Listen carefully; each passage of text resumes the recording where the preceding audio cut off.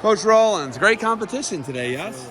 Absolutely. I appreciate you working with me on that. No problem. You're a good man. That's right. So, defensive duels. Uh-huh. You guys aren't ever coming with the super mega loaded team. No. You're always trying to get the max amount of good quality matches. That's right. How did it go for you guys today?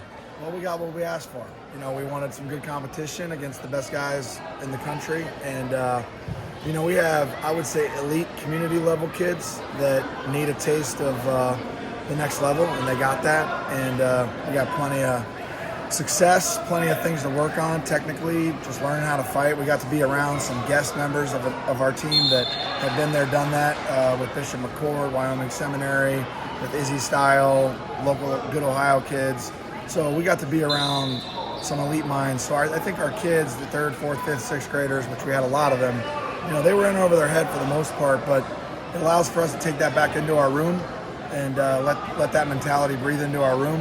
And we're hoping to get good results. That's why we come here. How did the twins, Joey and Logan, do today? A little bit of good, a little bit of bad. So they have plenty to work on. But I'm proud of them. They're always game. They're always willing to compete. They're always ready to compete. We expect a lot out of them, and I hope that they expect a lot out of me. So I'm trying to do our best to shepherd the right experience for them in wrestling. So they're doing a good job, and 6th graders. So it's a funky age. They're pretty good at the K through 6 stuff, and they take some lumps in the K through 8 stuff. So you're a big, gigantic human being. I can't believe how tall you are. You're about 6'5", man. 6'4", something like that. You're pretty big. Do we know yet what Tommy, Logan, your daughter's already taller than your wife, right? She's a junior, yeah. She's 5'7". So she's taller than your wife? She's taller than my wife, yeah. Will she be around any taller? I think she might be about done. Yeah. So. Okay. Yeah. So what about the boys? Do we know where the boys are? They going to be big, gigantic? Because so twins, to be fair, aren't normally big, gigantic Vikings. That's right. Right. That's right, I mean, we've seen the Brands brothers. Yeah. We've also seen the Bannock brothers. That's right. So okay, but like normally twins don't get gigantic, right? That's right. And Tommy? Is Tommy going to be bigger? Tommy weighs about 140 now, but he's pretty far into growth. So I think that he's not going to be a small guy by any stretch, but I don't know if he's going to make it to heavyweight. But, nobody thought that about me when I was in 8th grade either, so we'll see. And then the twins, they've always been a little bit less on the growth curve than Tommy, so I think they're going to be a little more late bloomers. So it wouldn't surprise me they end up bigger than him. You had this freaky growth spurt, right? That's correct. You made the state tournament, correct me if I'm wrong, at 125 as a freshman? 25, yeah. And then 60. 60? And then 89, and then 215. Were you third at 60? Third at 60. Third at 60. Archbold guy. Bring that up. Archbold guy won, right? Archbold guy got it. Yeah, I mean, come on. Senior. He got you with, senior muscle. But, he did. But, think about it, right? You had this crazy, David Taylor almost he's not as big of a Viking as you, but he still had a crazy upside. How much do you think it helps when you grow like you grew, right?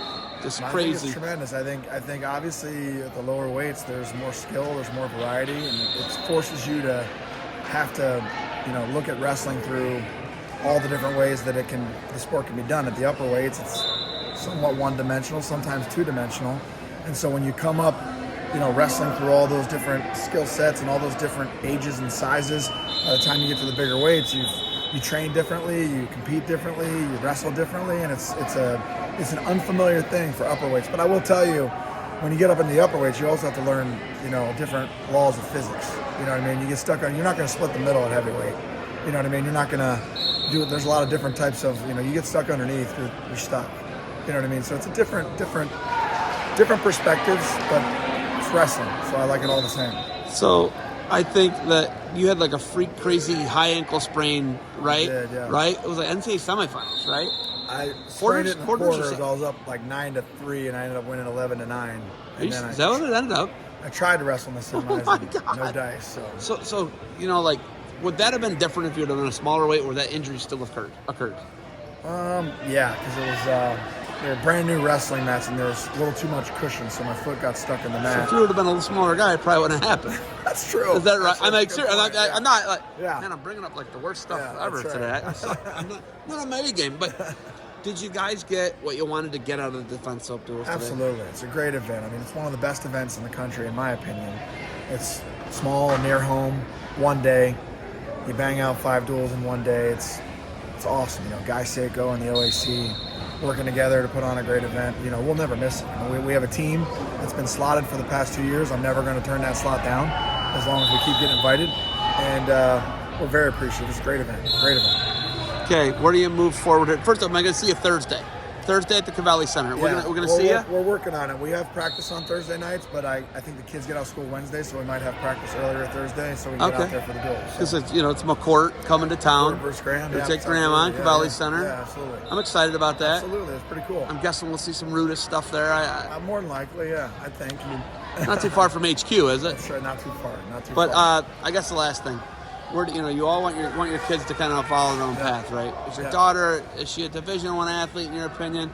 Your boys, what do you think? My daughter's being recruited by Division I schools. She works very hard. I'm super proud of her. She's going through the recruiting process now. She's been on a few visits, so she's playing things out this winter and spring as well, and hopefully, it ends up being a decision that she's happy about. But I think she's in a good place, and really proud of how hard she's worked. And then, Tommy is pretty committed to wrestling. I mean, he's a football player as well, but he's all in on wrestling at the point. The twins are still kids, so they're doing a little bit of everything, and they're good wrestlers. And I think if they want to make the commitment to be great wrestlers, it's certainly within their reach. Waterson was state finalist in football this year. That's right.